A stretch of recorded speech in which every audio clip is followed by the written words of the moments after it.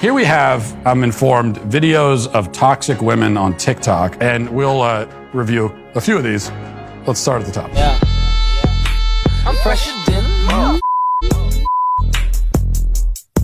Okay.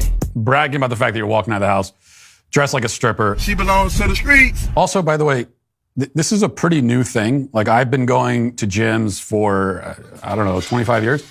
And it's only recently where it became standard practice at the gym for women to go in there not even fully clothed. It has not always been that way, which tells me it doesn't have to be that way. You're making a choice. Okay, this one's good because this is supposed to be actual footage of a creepy guy at the gym doing something totally inappropriate. It's not just a story being told later. This is the actual thing. Let's all watch.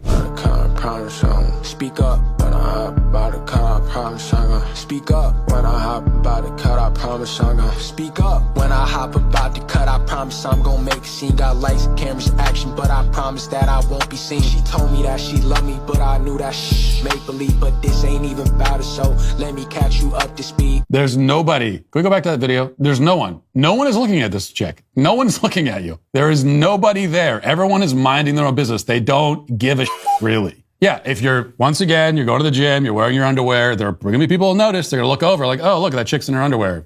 Okay. But then they're getting back to their own business. That's it. You want them to stare. You're desperate. These people are heroes in their own minds.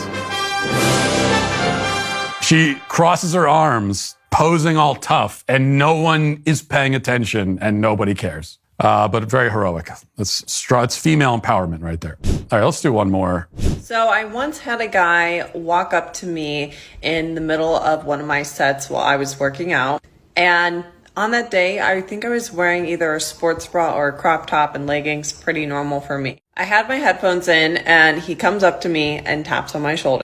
And the only thing he asked me was, he looked down at my chest and asked me, "Are those real?" This made me so uncomfortable because not only did I just get a breast augmentation, I just felt incredibly uncomfortable and it was so uncalled for. I did end up reporting it to the front desk because this is like straight up sexual harassment. And this guy was probably in his 70s.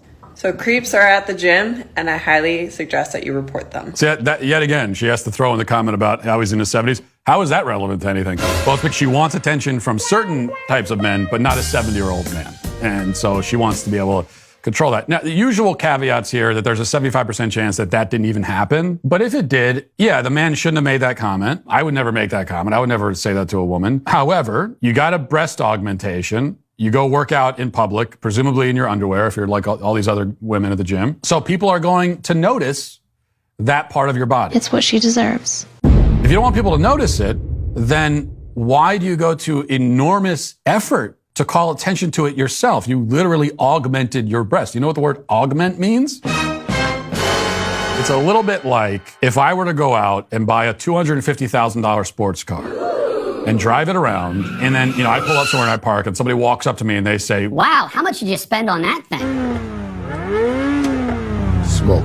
Now, that's rude. That's a highly inappropriate comment. It's not a question I would ever ask a guy riding around in a nice car. And yet, also, the only reason to buy a car like that and to drive it around is to advertise your wealth. So the statement that you're making when you drive that car around is, hey, look how much I spent on this car. Oh, look at me, I'm a god. So there are going to be people without boundaries who will take your message more to heart, more literally. They're going to say, oh, well, you want me to notice that? So I do. Look at me noticing it. This is one of the many reasons why we should have modesty in all areas of life. That's why it's one of the many reasons why it's preferable. And again, when we talk about modesty, that's not just something that applies to women who are wearing their underwear out in public. It is also immodest to flaunt your wealth. That's the kind of immodesty might be more stereotypical of men. I want to feel like it's raining on me, okay? But in all these areas, you are really, in a certain way, you're dehumanizing and you're objectifying yourself. You're calling attention to something about yourself that is not really you. It's not your humanity. You're trying to get people to notice you in a kind of negative way. Once you have intentionally attracted that kind of attention, you're not always going to like the result. Everyone, wear your clothes when you go to the gym. We'll leave it at that.